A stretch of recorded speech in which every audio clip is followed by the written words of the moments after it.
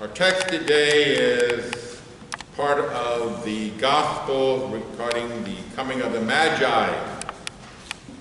And going to the house, they, the Magi, saw the child with Mary, his mother, and they fell down and worshipped him. Then opening their treasures, they offered him gifts, gold and frankincense and myrrh. Today, January the 5th, is, according to the song, the 12th day of Christmas. That's why we still have all of the decorations up today. Tomorrow, January the 6th, is Epiphany, the coming of the wise men, the Magi. So this morning we're really celebrating two events. We're celebrating the 12th day, the end of the Christmas season, and we're looking forward already tomorrow for Epiphany, for the coming of the Magi, the Christ child. Now, according to the Christmas carol, the 12 days of Christmas, what gift should your true love give you today? All going through the 12 days? 12 drummers drumming. That is the end of the song. Now, when I was 10 years old, when President Kennedy died in November of '63, and I don't remember a lot about those events, but I do remember watching the funeral service that was held on the day of his funeral.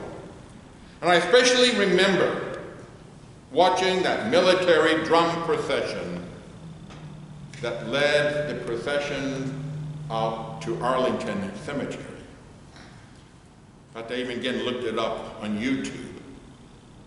Altogether, there were 20 drummers that were part of the drum group that led the procession, representing all 5 branches of the military, along with 2 bass drums and a drum major. And you listen to that even on YouTube today, of that cadence and that procession. It was an impressive sight and sound for a 10-year-old, and it still kind of impresses me to listen and to watch that.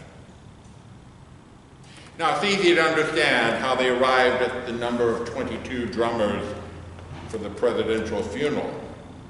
But why today do we have 12 drummers as the gift? And as you know, each one of those days of the 12 days of Christmas, each one of those items and objects has a religious significance. So what do you think is the meaning for the 12 drummers?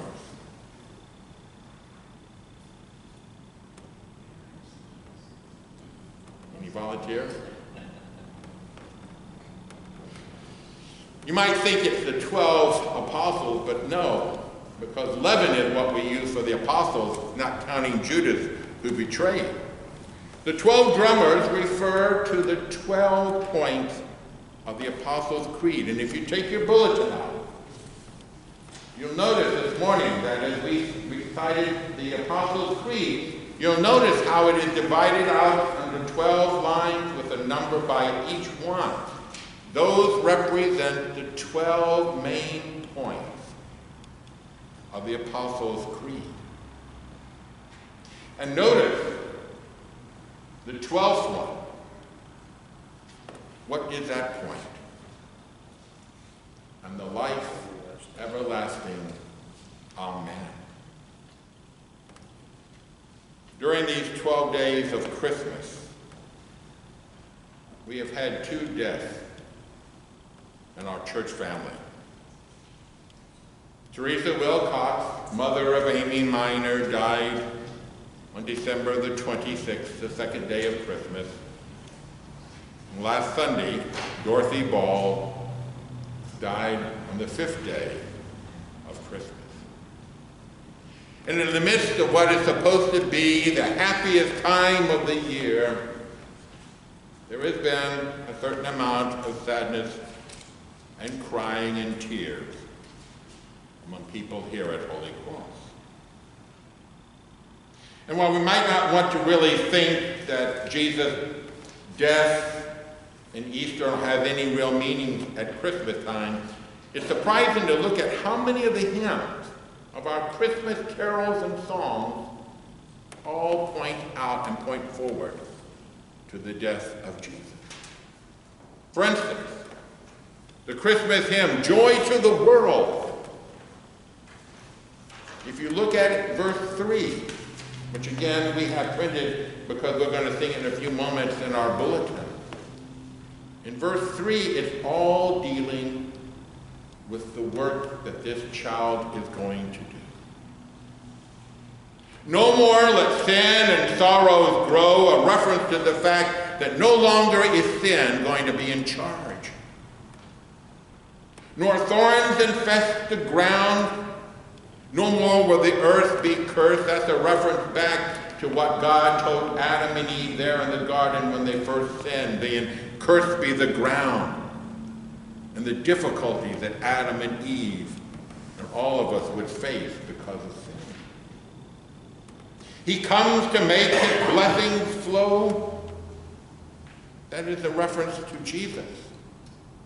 Jesus who came to undo the damage of sin and to allow his blessings and his love to flow into our lives.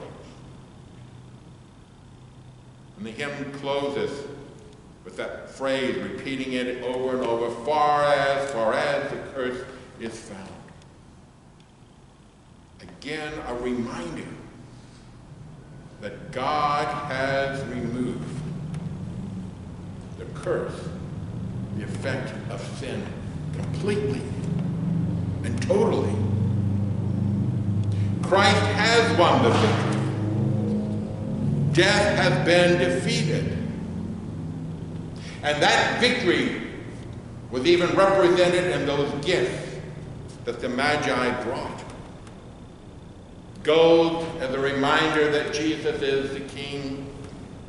Frankincense, used in worship as a reminder that Jesus deserves our worship and praise. And the gift of myrrh, used to embalm, as a reminder that Jesus will suffer and die and be buried in the grave. Christmas, as much as we might not think of it, is forever tied to Easter.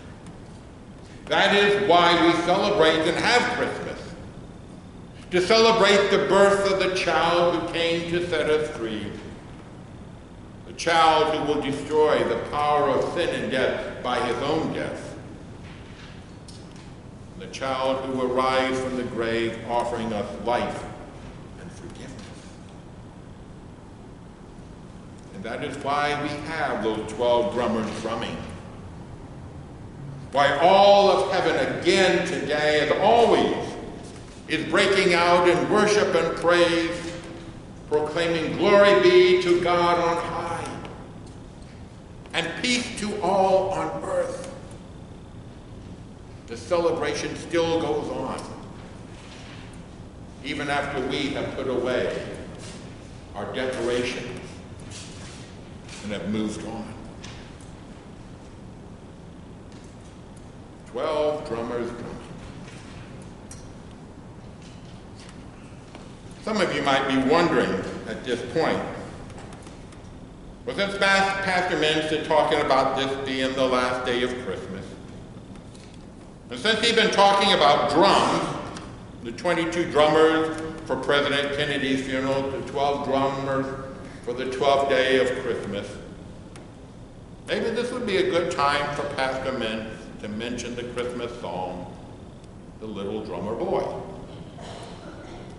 And I know that's a favorite for some of you, so you see, I haven't forgotten you even at this time of the year. Kind of interesting, though, if you look at really the story behind that. It was originally entitled The Carol of the Drums. And it was written by an American. Her name was Catherine K. Davis. She wrote it in 1941. And she was trained as a classical musician, composer, pianist, conductor who wrote this briefly just for part of a school chorus that she was working with. And the melody is said to be an old Czech or Bohemian carol that she borrowed. And it really did not become famous until 1951 when the Trapp family singers first recorded it. It didn't really become famous until '68 with that, as many of us seen, that stop-motion animation of the little drummer boy. According to that story, the little boy, Aaron, who is an orphan, is able to join the Magi on their trip to find the Christ child. And Aaron feels kind of that he has nothing to offer, seeing these great gifts that the Magi have